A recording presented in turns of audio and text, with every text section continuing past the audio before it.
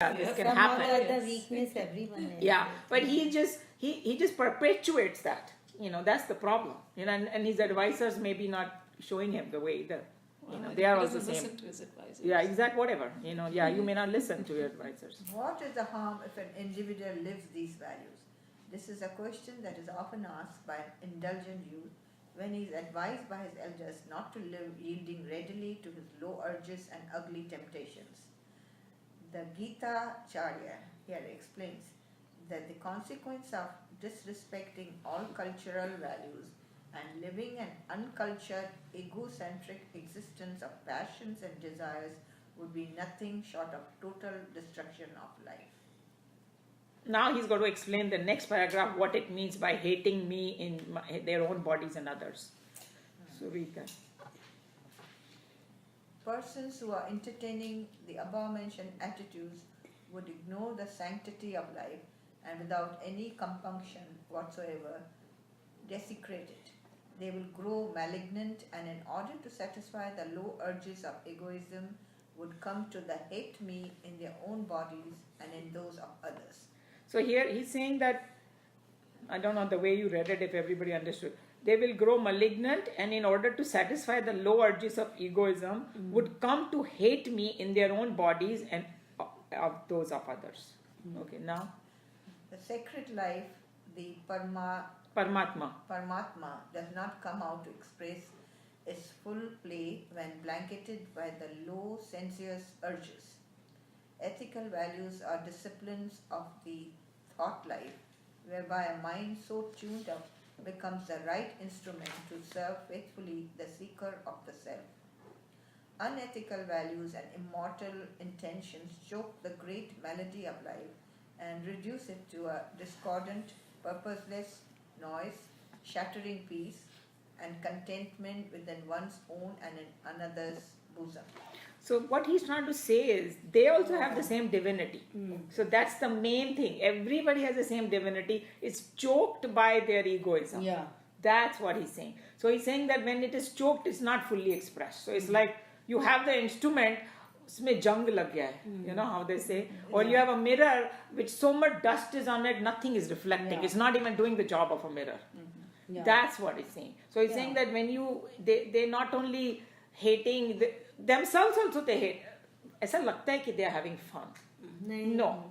They have a miserable life. Yogi Hirday Nivas, Bhogi Hirday Udas. He's there. Yeah. Yeah. But what I'm trying to say that sometimes, you hear this question, oh, that guy is doing so many bad things and he's having fun. How do you know he's having fun? Is it fun to sit in your house and you don't know tomorrow you'll get arrested? Or what is going to happen, नहीं अगर fun भी है थोड़ा time के लिए बाद में तो his sins are going to catch up with him. He'll get That's another way of looking at and it. all Yes. those things, Yeah, exactly. So now you understood why he's saying hating himself and Yeah. others. So he doesn't care about other people's The wiring divinity. is disconnected in him. There is certain There is some wiring in the body which is disconnected. Yeah, it's like the main thing, the way the Vedanta looks at is that it is covered instead of the best example is that it's get covered by his egoism. So you cannot reflect, God cannot reflect through that. Yeah. Everybody has the power to reflect God, but he just has so much kachra in his mind, That's what. In my book, it's just written here, it's very Same. one line I can say. Thus, Yeah. he becomes wholly engaged in self-worship, Yeah. defying himself, and his myopic vision has no scope for the perception of God and truth. Right. So it's the same idea, just Yeah. expressed in a different way. Okay. The last sentence, the fall in evolution suffered by such thoughtless materialists as a result of their own false values and foul actions is being traced in the following stanzas.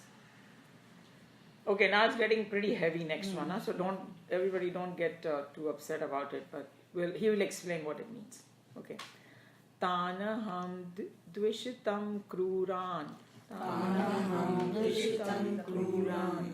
Sansareshu naradhaman. Sansareshu naradhaman. Shipamajam smram. I don't know how to say this, so I'm going to skip it because it's too difficult. But when we... Ajasana. the last one is Asura, Asuri Eva, Cheva Yonishu. But when I do the Sanskrit, you will know what the words are.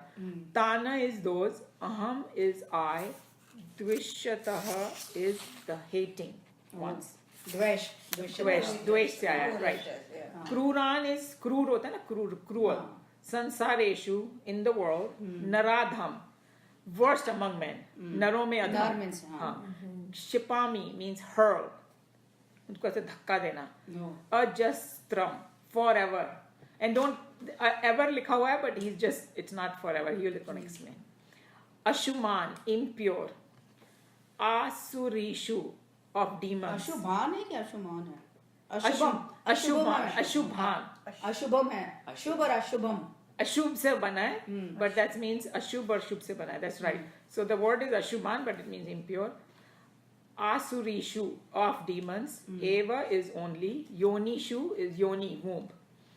So I just, before I go into this verse, I just want to say, it's like, sometimes when you see something happening bad and you don't know how to stop it, you say, Marega tu. Like, how we say that. To just keep that in mind. It doesn't mean that he's actually going to die, but we know that he's going to suffer so much because you can see through that what they're going to do and you can't stop that. So that kind of feeling, Bhagwan is saying something, okay? So just remember that, okay? Here these cruel and hating perpetrators of evil, worst among men, I hurl again and again into the demonic wombs in the spheres of transmigration. So God sends them again. Yeah, but he's going to explain what it actually means. Go ahead, read it. Should I read these? No, yeah, you should read these cruel haters, worst among men in the world. I hurl these evildoers forever into the wombs of the demons only. Okay, now he's going to explain. Yoni is the womb, that means here. Yoni, yeah. Is the So womb. he's going to tell you why that happens, and it is a very scientific whole analysis, and you will see. Go ahead. Specimens of the diabolically fallen type, all men are characterized here in a spirit of loving despair by the Lord as the most degraded of men in this world. They are malicious and cruel, malicious against the dignity of themselves and cruel to the living beings around. They are, says the Lord, thrown by me perpetually into the wombs of demons. Here Krishna is identifying himself with the law of action and reaction. Wrong action leaves wrong tendencies behind, and propelled by such negative tendencies, the personality in an individual, after his death in this physical structure, demands an appropriate field of existence. An asuric individual should necessarily discover his fulfillment only in an asuric environment. Therefore, the law of action and reaction orders that such cruel men again and again reach similar wombs until the sheer horror of their experiences brings home to them a sudden realization of the follies and futilities in following such a low tempo of life. The idea of reincarnation suggested herein has already been exhaustively discussed earlier in our discourses, my God. So now everybody understood that, like it's very simple example I will give that it's just, you can look at it as a joke also, but it gives a point. This is somebody whole life is just about eating only. So next week, their next life they can be a pig. All you do is just sit in the dirt and eat. See what I'm saying? So whatever your main vasanas are, he's giving you the field to express it in your next life. That's what it means. I hope that it made it a little bit clearer because the language is very strong. Mine is very simple. He said the God has given us free choice, and if we don't use the choice properly, then in our next birth we are ourselves creating our own environment basically. Yeah. So whatever you are craving for, so these guys you get the demonic. Yeah. Dreams, So you want to be like an animal or something. That's what you get. So you are devolving. Can one become animal from this birth? We are human beings. Can you? Yes, you can devolve. Definitely. If you do such bad karmas, 100% you can go down. That's why you are going up on the step. The landing is there. Human beings are like landing. You can go up or down. What about nature, like trees? Yeah, so that evolution is. But can you become a tree? Like if you that will be from human being to tree will be a lot of devolution. Demotion. That means your mind was you don't even have a mind now. So Imagine. then God punishes you by making you stand there and doing nothing. Yeah, in fact, somebody told me that Buddha remembered all his life. I don't know if you have heard this. Huh? And when he remembered when he was a tree, and he said many times in a tree form, you see injustice happening around and you can't do anything. Because you are a tree, a person, like this is just maybe a metaphor.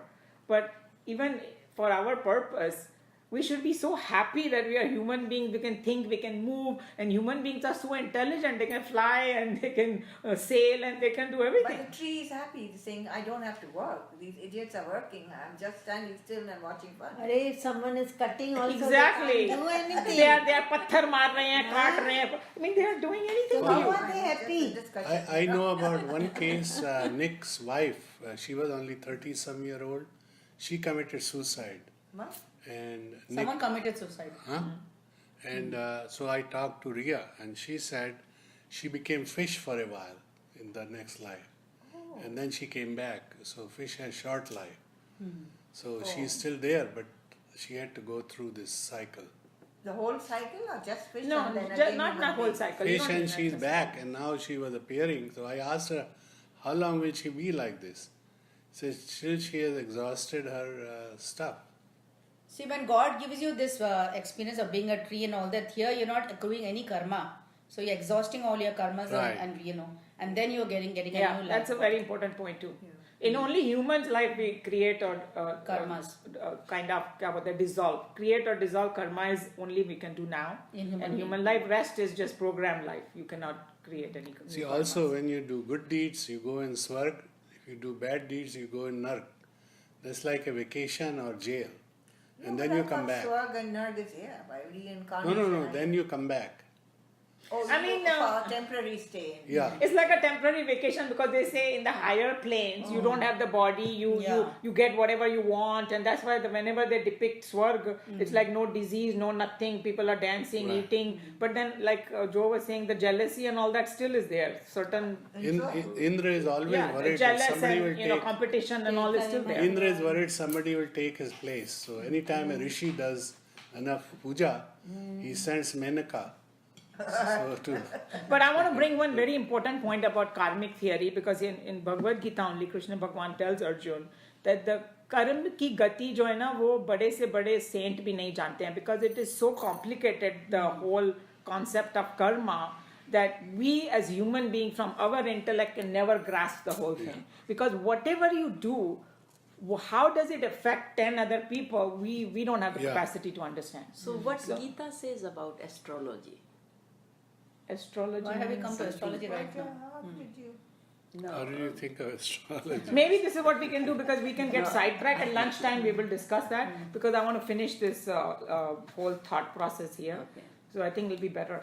So, I just wanted to bring that karmic point because if we try to start analyzing too much, we won't get anywhere. But what we need to understand is kind of a basic good karmas and bad karmas we know. Our own conscious knows. Whenever we hurt somebody, even though we may have done it like unknowingly, after a few minutes we know we have hurt their feeling. So that much realization we do have. So we should just go with that instinct and not try to hurt anybody and Also, he explained there are three karmas, three types of karmas. One is akarm, one is karm, and one is vikarm. So when you are in a karm mode, then there are no consequences. because I understand, but Because, that's a whole. because you are doing that when you are dedicated to the God. If you have a surrender to God, if Yeah, you see right. God in everybody, then you won't do it. But Right. वो होना भी तो चाहिए ना. And what is the vikarm mode? Vikarm is no, नहीं ninda. करना. निषिद्ध. निषिद्ध. Your vikarm means you are निंदा कर रहे हो लोगों की. You're doing what you're not supposed Yes, what she said is right. Vikarma means means नहीं करो. हाँ. जो गलत काम है, चोरी मत करो, किसी को मारो मत, ये वो विकर्म में आ जाता है. और बाकी जो हम लोग अच्छे काम भी करते हैं वो There is all सकाम karma. and yeah, we can one day we can do the whole karma theory. That is the key. Which Because chapter is that? Karma? Chapter 3, 4 if and you 5. want to get moksha, then you go in a karma mode, so you don't create consequences. Yeah. And gradually you exhaust all your stack of karmas. So, and you remove your desires and you remove your karma exhaust kar do, then you get moksha. Yeah, every action we do is dedicated to God. So I That just want. becomes vikarma, na? Huh? Huh? Karam jo dedicated to God becomes vikarma. No, no, no. No, Vikarma akarma, word is akarma, used for akarma. something. Vikarma is I don't want to Sorry, get people get becomes confused akaram. here. No. Vikarma is no. bad. Yeah, becomes akaram. Yeah, There's that's karma, right. akarma, and vikarma. Like Akarma, what you are saying is It becomes akarma. akarama. Like he said, yogas hokar karm kar, he says there, which means you go in yoga mode. Yeah, I think Karanta, we should do that next time. If it because- is Okay, yeah. Let's not mix everything because this is a whole topic. Yeah. It can go for many Yeah. classes. Right. But just for Bhagavad Gita, I want to say that when you say which chapter it is, the main chapter he has touched upon is 2, 3, 4, and 5. Yeah, third. But the whole Bhagavad Gita is linked with each other. Then he again says in chapter 18, he says Right. about a lot about karma again, because the basic thing in this one is how a practical man can practice spirituality. That's why he took the war zone. Okay, the worst situation when Arjuna has to kill somebody, how does he divinize that? So we have to remember that that's why he took that example. And so we don't have that kind of problem. Huh? We don't, hey, do I have to kill my grandfather? We don't have that dilemma. Huh? So he's saying in that worst situation, he brought the Gita. So that's why it is so practical for us. Just want to bring that point. Okay, so maybe we should stop because I don't want to give up Yeah. Mandukya. So Mandukya is getting pretty heavy also now. Right.